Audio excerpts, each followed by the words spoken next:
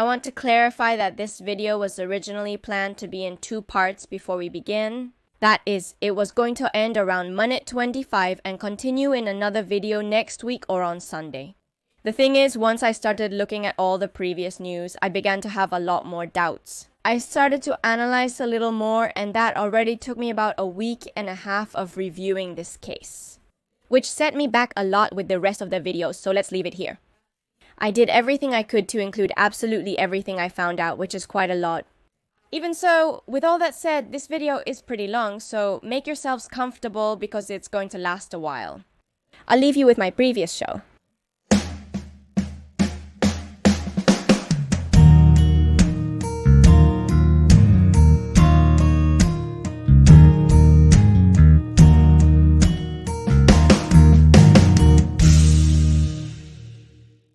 Hello, and welcome back to my YouTube channel.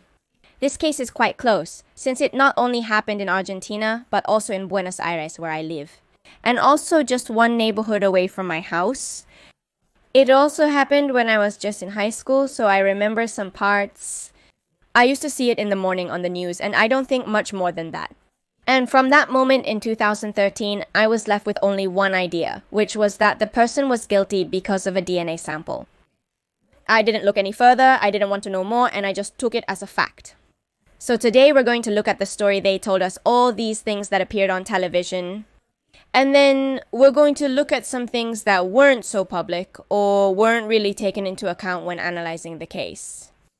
I say this because the case was supposedly solved. However, some believe they lied to us about it, and that the person who is in jail is not the one responsible for the case and shouldn't be there. However, I'm not going to say whether the person who is in jail is guilty or not. Right now, I'm just going to give you the information and you will decide which side you take. And what is your perspective on the subject? Since so many people request this case, I have to assume that many of you remember it. So, well, let's relive this story from 5 or 6 years ago. Down here are my social media accounts in case you want to follow me there, and above you have the playlist of my videos in case you want to see more cases.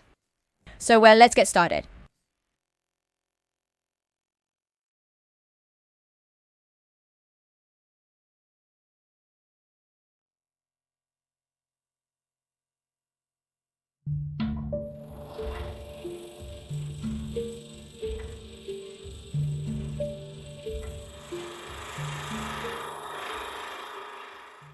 The girl you're seeing right now is Ángeles Rawson, as we actually called her here on most news programs. She was born in Argentina and lived in the Palermo neighborhood. Ángeles' parents are Jimena Aduriz and Franklin Rawson. They had 3 children together: Geronimo, 25, Juan Cruz, 19, and Ángeles, 16. The couple separated and both started new relationships with other people. The mother's boyfriend, that is, Ángeles' stepfather, is Sergio Opatowski, known as Pato. He has a son named Alex from a previous marriage. So who did Ángeles Rawson live with? She was in this Palermo neighborhood with her mom, Opatowski, and her siblings Juan Cruz, Franklin's son, and Alex, Sergio Opatowski's son. Apparently, most people who knew Ángeles called her Mumi. There's another small detail that, at the time, made the whole case even more stigmatized, and that's the fact that Ángeles liked anime. She liked to do cosplay. And in fact, she has quite a few photos doing this, being at conventions or with friends, dressed up as anime characters. What I'm getting at is that, during the case, they tried to blame her for what happened to her because she liked anime and doing cosplay. It was a pretty big deal. There were Facebook groups involved throwing hate at her for no reason, just using this as an excuse. And obviously it was also covered in the news. So, for a while, this was treated as if it were a huge deal. A reason why someone might do something to her, which obviously doesn't make any sense, but at that time it had quite an impact. How did people see the case and also the community that did these kinds of things? At the time of the events, Ángeles was 16 years old and attended the Virgen del Valle Institute. This was her high school. She was in her 4th year. She went in the afternoon and sometimes had physical education in the mornings. The place where they had physical education at this school was separate on an external field in Colegiales. More specifically, where the Sims is, which later will become a major point of conversation and discussion about what really happened. You likely don't understand, but look for yourself. The location of the seams is a large area with land divided into a section usable for gymnastics and the dump. You can see it for yourselves right now. She had to go to this place and had to return home by a route that her parents didn't like very much, all the way to her house in Palermo. These two neighborhoods are connected and very close together, so Ángeles didn't have to walk far. With all this that I just told you and with the people she lived with, which you should remember, let's move on to the events. The day of the events was Monday, June 10th, 2013. Ángeles had a whole day ahead of her, a whole school day. It started with gymnastics in the morning because, as I said before, she went to school in the afternoon. At noon, she would lunch at home, go to school in the afternoon, and attend an English institute at night. So she had the whole Monday full of things to do. Her family knew this, which is why they had to wait for her until nighttime. Normally, they wouldn't worry too much if she arrived a little later because she would hang out with her friends, stay chatting, and so on. It was quite common, but they knew exactly what time she left the institute, and besides, she had a cell phone. Let's start from the beginning then. Ángeles goes to the Seams early in the morning, a place located between Concepcion, Arenal, and Kramer, which you are seeing right now, where she meets up with her friends and they exercise together. Obviously, everything went well. She went with her backpack, her uniform. In fact, a smaller backpack than the one she usually used since it was for gym class. She only needed water and maybe one or two other things. And her friend said she was in a good mood, that it was a completely normal day, that nothing was wrong with her. So at 9:45 in the morning, gym class ends and Ángeles tells her friends, "I'm going to eat and I'll be back." At that moment then, she heads to the apartment she shared with her family. The last time her friends see her is when they part ways at Costa Rica and Dorrego. The thing is, Ángeles never makes it home. And I'm gonna tell you this the way we found out on television and the way her parents found out. They were at home already at night, or rather in the evening. They had already realized that she wasn't getting in touch. And around 7 in the evening, they started to think that something was happening to her. In particular, the mother realized that Ángeles wasn't getting in touch, and that she also wasn't answering the cell phone she had with her. Keep in mind that Ángeles had English class in the afternoon, so it wasn't unusual for her to be a little late. So the family waited for her. However, at 10 o'clock at night, they realized that she definitely wasn't coming back and started calling her friends. Besides this, they also called the institute, who confirmed to the family that she hadn't arrived at class. They started looking for her everywhere, but couldn't find her anywhere. So, at dawn, they went to the police and filed a missing person report. Mumi had disappeared without a trace. At the very beginning, what everyone thought was that she hadn't made it to the apartment. Obviously, she hadn't even arrived at the building.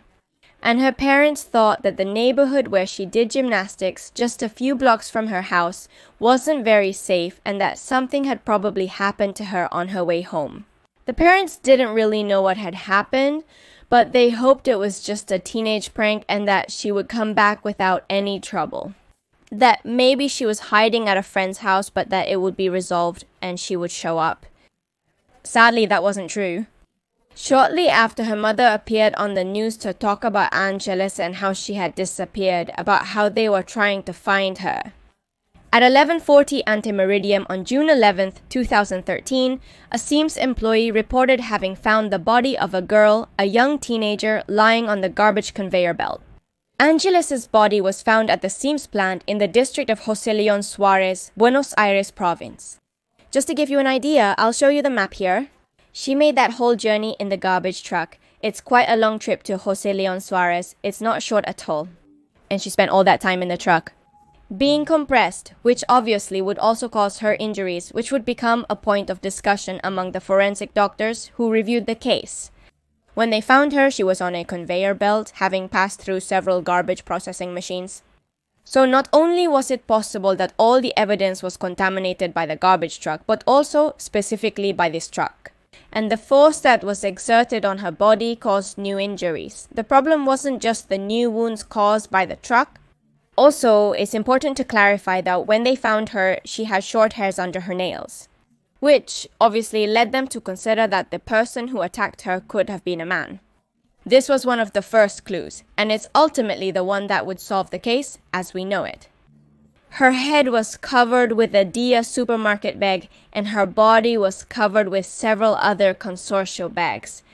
Based on this, a first autopsy was performed, and by the way, the person in charge was completely incompetent. And then, to fix what they did, that is, to perform a better autopsy and verify exactly what had happened to Ángeles' body, they had to hold a medical board with 9 different doctors from all over Argentina. Was the first autopsy really that bad? The first forensic doctor who appeared at the prosecutor's office said that Ángeles had not been raped, but that at the time she was found, she had injuries that could indicate that she had been. So that was also a big discussion. It's worth noting that there are 2 SEAMSE plants, one in Colegiales. As mentioned, that's where she practiced gymnastics, and the other location is in Jose Leon Suarez, where she was found. The fact that the SEAMSE plant was located where she did gymnastics made it very, very suspicious. Did people believe from the beginning that the workers at this plant in Colegiales could have something to do with it? So from the very first moment, they started investigating this place. The workers at this place were the first suspects in this whole case. They were investigated as much as possible, but still, it led nowhere. So, since they couldn't get very far with these theories, they went straight to the family. The suspects from the family were Ángeles' stepfather and his son. I'm not going to talk about this right now. We'll talk about the topic a little later because I want to show you what we saw in the news first. What was supposedly resolved in the case, we will see. Some things are left hanging, they're a bit out of place, since there are strange behaviors, strange evidence, strange forensic work. A lot of things happened that turned out to be quite questionable during this case, so we'll talk about them a little later. So at some point they rule out the stepfather and his son, and they consider the possibility that maybe it was someone who was very close to the building at that time. The building manager where Ángeles Mangieri lived, he, as you see here, is the building manager. He is the main person in this whole case, and there is also very strong evidence against him. It was concluded that it could have been him because there was a security camera that showed Ángeles. Around 9:50-9:40 she arrived at her house. So she arrives at the building, you can see her near the entrance, about to go in. So nothing could have happened to her in the Colegiales or Palermo neighborhoods. Something must have happened to her between the entrance of the building and her apartment, or in her apartment itself, since none of the people who were inside the apartment at that time saw her or say they saw her. At first, he was supposedly on leave, he was sick, in fact, he has several medical certificates. But even so, he was in the building, now he lives there. He was downstairs in the lobby at reception, and Ángeles' mother saw him when she arrived in the afternoon. She thought he had a cold. Some people say he was in shock. It wasn't just a cold, and that it was precisely because of this case. The story behind what was happening is a bit strange. It has a big contradiction that we're gonna see now. First of all, as I said before, he was on leave. He was not supposed to be working, and at the moment his mother saw him, it's not clear whether he was in uniform or not. However, he had told the tenants of the place that they had to take out the trash 2 hours earlier than usual since the truck had come early. They say that he was actually the one who moved it up. At the same time, it turns out that his wife wasn't in the apartment that week because he was painting and she didn't want to be there. So she was at her parents' house. Exactly, working and having submitted medical leave at the same time is a big, big contradiction. It's something that makes you wonder, why was she working? Why was she taking out the trash that night instead of being at home, painting, or resting? The night of the events, after the police showed up at the building's door. He goes with his wife to his in-laws' house for dinner. He comes back from the place and is seen on a camera with a trash bag. However, this trash bag is not very big. So we can't specifically speculate that it has anything to do with the case. Ángeles was missing a sneaker and her cell phone, but not much else. She could have been carrying these things inside the bag, just as she could have been carrying any other garbage bag. This camera doesn't incriminate him at all, but you can see him walking carrying this bag with his wife. One of the things that made him more suspicious was the fact that he didn't want to testify or that it took him a very long time to give a full statement. Finally, once he deigned to show up and give his statement, he started by saying that he hated the police. Let's say that was why he didn't go and that he actually hated the justice system. While he was finally giving his statement, he gave in for a second and told the prosecutor that the police had mistreated him, that they had actually tortured him, and he even grabbed a paperclip, one of these you're seeing right now. He said they set it on fire and put it on his skin, trying to hurt him with these things. The prosecutor didn't believe anything he said, and Menchia then lifted up his shirt, revealing what you can see on the screen, which are several injuries. The injuries were not proven to be caused by the police. Instead, evidence suggested they were inflicted by another person. We're going to go into detail about that in a little bit, but you can already imagine where we're heading. The prosecutor got fed up with all of this and went to take care of other statements while he thought about what he was saying. So, after a while, Manjeri contacts the prosecutor through a secretary who was there and tells her that he wants to make a statement, but only if she's there alone with no one else. The prosecutor rejects this and says she will only listen to the statement if the secretary is present. So, does that mean she agreed to listen to Manjeri and what she had to say if there were at least 2 people present? In front of the prosecutor and secretary, Manjeri utters one of the case's most famous phrases at this moment. I am responsible for what happened on Ravignani. At 2360, it was me. The prosecutor says that at that moment, he wanted to confess everything and was talking to anyone willing to listen about what he had done to Ángeles. But after he was arrested, he didn't want to say anything else. Besides all that, she clearly couldn't listen to the statement because it was already a direct confession of the crime, and if he had confessed in that place, it would have been annulled. After considering Manjeri's statements and examining the wounds on the body, the police reconstructed the following timeline of events. At 9:50 a.m., Ángeles is seen arriving on the building's security camera. From this point then, they say that Manjeri spoke to her, inviting her to his apartment and trying to abuse her. Ángeles resisted, as shown by the injuries on her body, and since the doorman couldn't do what he intended because of this resistance, he decided to suffocate her by getting on top of her and strangling her somewhere in the building. That didn't have cameras. He managed to take the body out to the dumpster, making the garbage truck arrive 2 hours earlier than scheduled to get rid of the body. We have, of course, here some statements that were false about the whole case, not only about Manjeri but also about the stepfather and his son. From people who claimed to know things, to have seen things that turned out to be false or couldn't be proven. One of them was the most famous, which is the taxi driver who said he had picked up Manjeri outside the apartment with 2 large garbage bags. First of all, what taxi driver would agree to carry garbage bags in their cab? That's hard to believe. I doubt a taxi driver would let you carry garbage bags in their cab, because you don't know what's inside them. They could have liquids, they could make the cab dirty, they could leave a terrible smell, which affects how the person works. From the very first moment, it's suspicious. But besides that, they called this taxi driver to confirm all these things, and when it was time to prove what had happened, he couldn't deliver. The sources said that at first, the taxi driver didn't know how to get there. From the block of Ravignani at 2300, in the Palermo neighborhood, where he supposedly picked up the accused Jorge Manjeri, to the Sims plant in Collegiales, and then they finally arrived at the Sims premises. And he didn't recognize the place. It was also stated that the taxi driver's Volkswagen Polo did not appear in any footage. Not outside the building, not near the building, not anywhere that day. And so we move on to the evidence that Manjeri did it. There are 3 main things that were discussed, and the most important one was definitely the DNA found under Ángeles' fingernails. I mentioned earlier that they found some short hairs. They were tested and almost completely matched Manjeri's genetic material. When a victim defends herself, she often scratches the attacker, leaving traces of their skin under her nails. Here you have a sample from a program that covered this case. At the same time, Manjeri had all these injuries on her body, including her legs, and she had tried to cover them with burns. Her attempt at self-immolation was revealed when her friend, an ex-police officer, was arrested for perjury, and for having recommended to Manjeri that she burn herself. Was it to hide the wounds or to make up an excuse for them? Then there's the fact that there would have to be a way for Ángeles to get to Manjeri's apartment, without complaining and without putting up any resistance until that moment. And the thing is, they had known each other for 10 years. In fact, no one distrusted him, including the parents. And Ángeles, in fact, had gone to his apartment for snacks on some occasions, so it's likely that she trusted him. It's likely that she never resisted just going, I don't know, for a snack.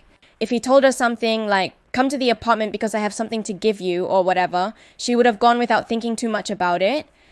Additionally, there's what I mentioned previously. The fluids of Ángeles mixed with those of Manjeri were detected with ultraviolet light and luminol by experts from the federal police. in a library in the doorman's apartment. There's also all of this, the contradictions that Manjari made when he gave his brief statement, although as we've seen, this comes from both sides. It's not just Manjari who contradicted himself. But anyway, especially with all these things I just mentioned, it becomes quite doubtful. Among all these things, one of the most prominent, aside from the DNA and the marks on Manjari's body, was Ángeles' communication notebook. This notebook that she carried in her backpack actually appeared along the route she usually takes. Manjari to go to her in-laws' house, where she went the very night of the events. So obviously there's a big slip up there because it puts her in the situation of getting rid of evidence in a pretty obvious place. In fact, look, I doubt things that are that obvious because it seems pretty stupid to me on the part of those who commit these crimes. But is it possible that it was simply him throwing the notebook there on his way to his in-laws' house? By putting him in this situation, it makes him very suspicious. I also have to say that, actually, the notebook was on the road that also led to the Siams in Jose Leon Suarez. So there are two theories. Either the doorman threw it there while going to his in-laws' house, or the notebook flew out of the truck, which I find a bit impossible since Ángeles was inside. That would mean that besides the notebook, there should be other types of trash if it was just the truck. Then, 10 members of the Forensic Medical Corps gathered to prepare a report regarding Ángeles' death. The 95-page report concludes that she died from suffocation and strangulation in a 5-minute maneuver. Between 11 and 17 hours before her body was placed in the compactor, they added that there was an attempted sexual assault because of the marks on her legs. There was no actual sexual assault, but the marks indicated that someone had tried to force her legs open. Due to that, there was clearly an attempt. We have to remember that the first forensic examiner said that not only was there no abuse, but also that he couldn't tell the difference between abuse and what the compactor had done. Besides, it was taken into account for a long time that she had died inside this garbage truck. However, in this new report, it is stated that this was not the case. At one point, Manjari got 2 new lawyers who were supposedly very good for her defense. Many people obviously wondered where they had come from and how she had paid for them. Besides, he said he didn't know where they had come from, meaning who had paid for these lawyers. He apparently didn't understand what was going on. Is it just a rumor? Or rather, is there some evidence that a former employer of Manjari hired and paid them? I say evidence because a lawyer stated this was the case. According to lawyer Miguel Ángel Pieri, Horacio Biaggi handled everything. Both lawyers, Perry and Adrian Tenka, tried to say for a while that Manjari was innocent, appealing mainly to the fact that there was no evidence of where the crime had taken place. It should be noted that several media outlets had reported that there was actually DNA from the girl in Manjari's apartment and that it was in a bookshelf in the apartment. The thing is, I only find reports talking about that vaguely, meaning, in very general terms, they don't say much more. So, if we consider this to be true, that would be the crime scene. However, Pieri apparently made a serious mistake. This one is quite well known. He took his son to a show, Leon Rosenbasser, who was the host of this show. He asked about Manjari's innocence, and Pieri replied, "Manjari is an innocent man who is going through the worst moment of his life." But at that moment, his son interrupted him by saying the following, The question is inevitable. Is Manjari innocent, yes or no? Mayor, and your innocent sir, who is going through the worst moment of his life,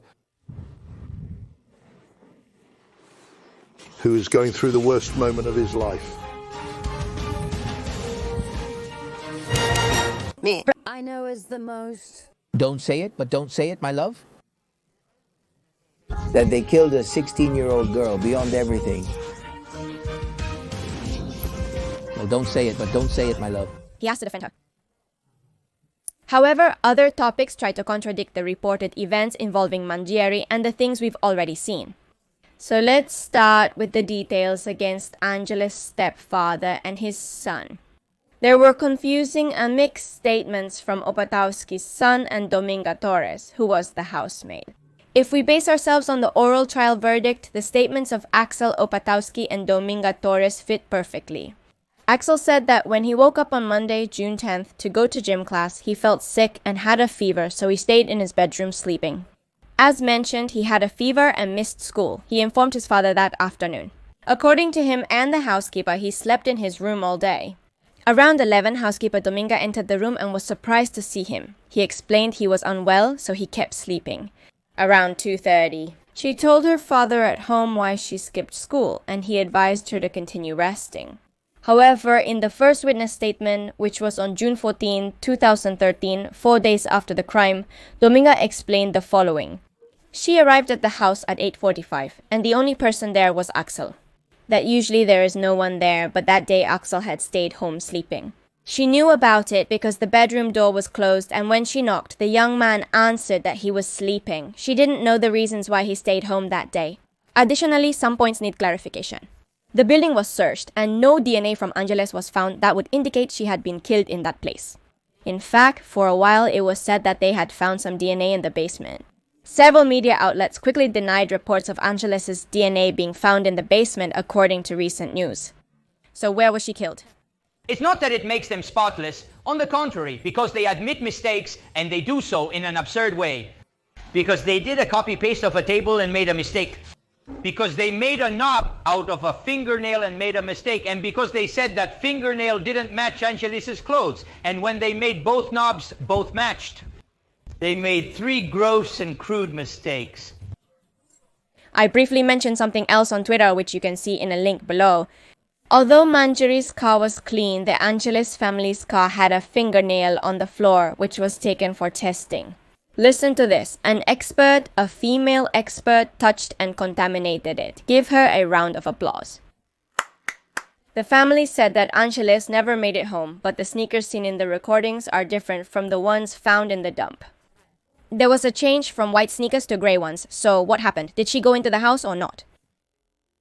The person you see here speaking to the news is Maria Elena Loci, and she stated the following regarding Ángeles' keys.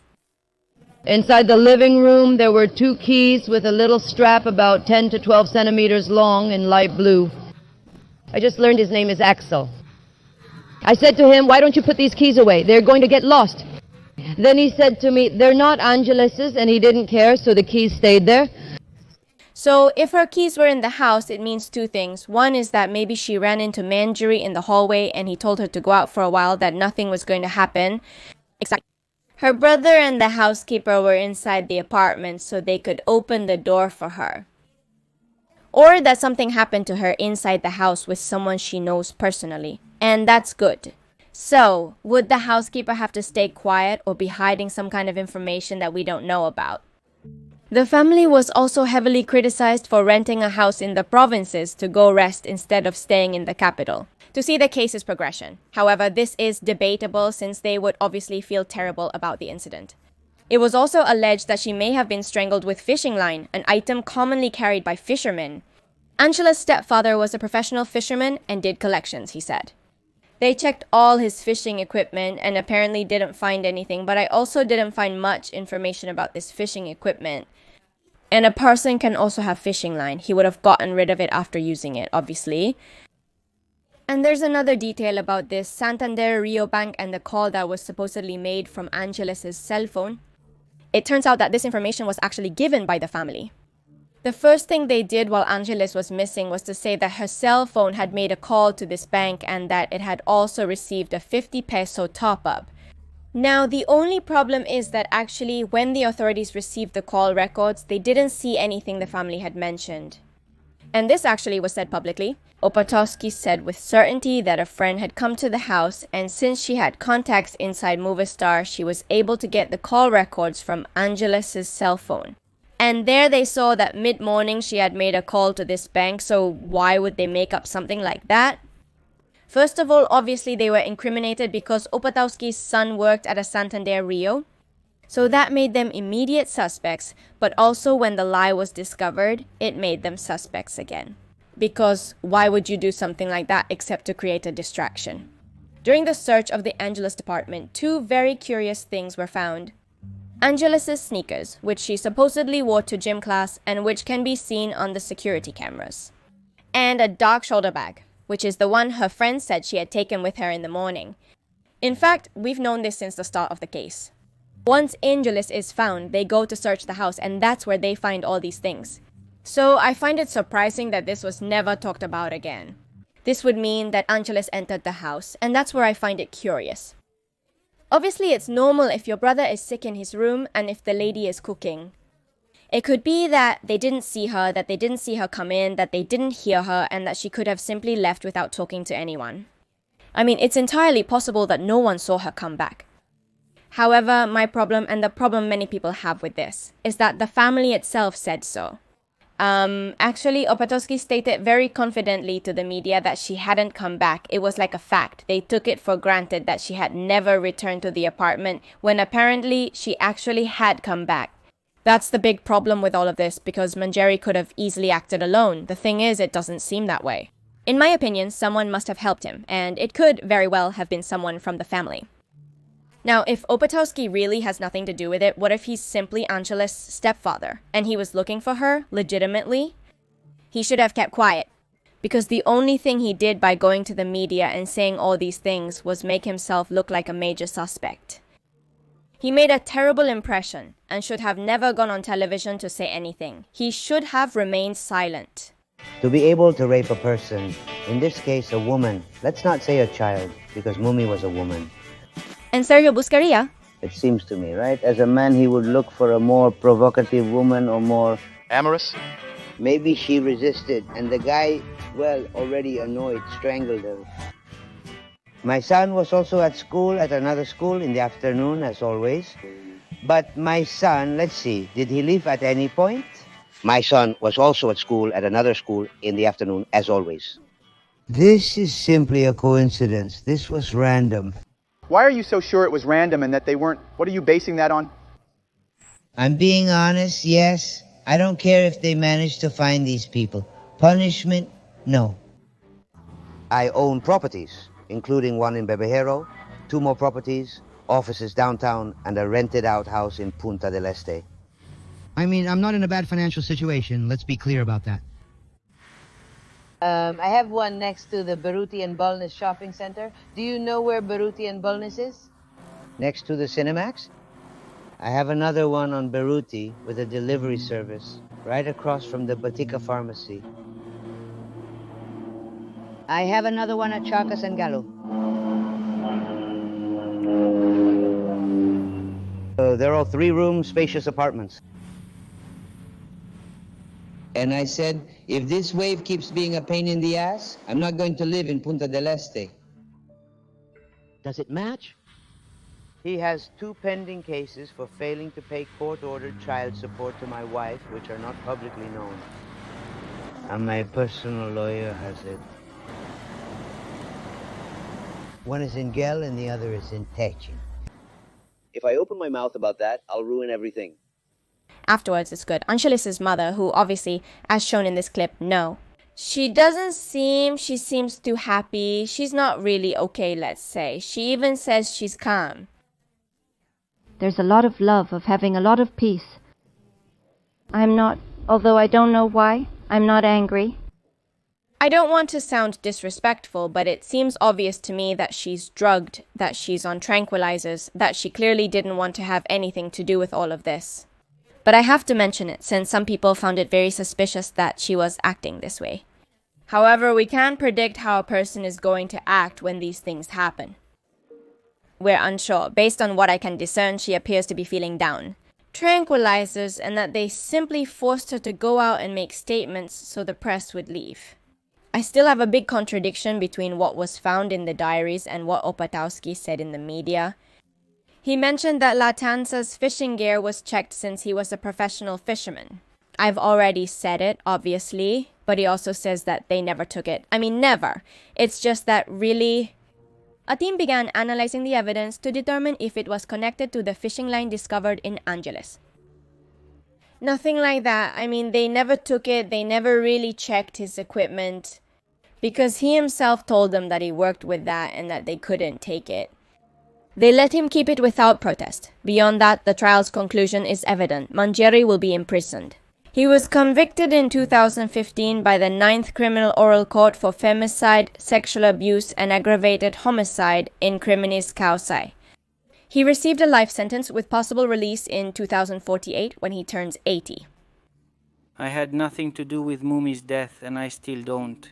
I just want justice to be served. That's all. The verdict against Manjeri, which started in 2017 and was upheld in 2018 by the National Court of Appeal's Second Chamber. It was considered proven that the young woman arrived at her building on the morning of June 10, 2013, and never made it to her apartment because she was attacked and killed by Manjeri. The woman's body was discovered the following day at the Siemsa plant in Jose Leon Suarez, San Martin district. Recently, Angela's mother, as a tribute to her daughter, posted a photo they had taken together, along with this message. I remember we chose this photo because it shows the infinite love we have for each other in our eyes. How I miss you, my love. I know you left me an immense legacy, which I tried to fulfill with the same integrity you had until your last moments. I will continue until we're reunited. My love for you reaches beyond the sky, Mumini. I should clarify that, in fact, I think the one ultimately responsible is Manjeri. The only problem I have with all of this is that I feel like the investigation was left unfinished. They found someone to blame and just left it there as if nothing had happened, when in reality they never actually found out where the crime took place, nor do they really know how the body was taken out. In 2013 was it said that Ángeles' DNA had been found inside the apartment. The only problem I have with this is that it was never clarified again, no one talked about it anymore, and it was never made public either. At the end of the case, was it said that Manjeri did it in the apartment? They just said that Manjeri did it, that he took her somewhere in the building. But it was never specifically proven where it happened, nor was it proven exactly how he took her out and put her in the trash without anyone noticing. There were many unanswered questions, which is why I became somewhat obsessed with the case. And that's why I don't want to keep investigating at all, because honestly, I don't think I'll reach a resolution. Who was involved in all of this? Mainly because the person who should have helped Manjeri would be someone who knows about the system, about how the garbage is managed. I'm saying that I really don't think she left it in the building's dumpster or on the block, since anyone could have seen her. Rather, I think someone helped him take the body out and leave it in the Colegiales dump. That's what I think really happened, since let's say there aren't any cameras showing Manjeri taking it out. No one saw him carrying a giant bag. Besides, there are actually hours and hours and hours of footage that were never released, building cameras that we never saw on any news report. So you see, it's all very unusual. The investigation was inadequate in my view, and many people were unwilling to fully cooperate. A lot of forensic experts who put obstacles in the way of the investigation. So I'd rather just leave it at that. You can draw your own conclusions. I don't intend to continue. I won't clarify anything else about the case for now. I might add more details later when I feel like looking into it again. But seriously, if I look further, I'll probably find more. Feel free to seek out more information if you'd like and share what you know in the comments below.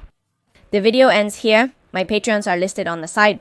For more info, check the link in the description below. You can support me through that page.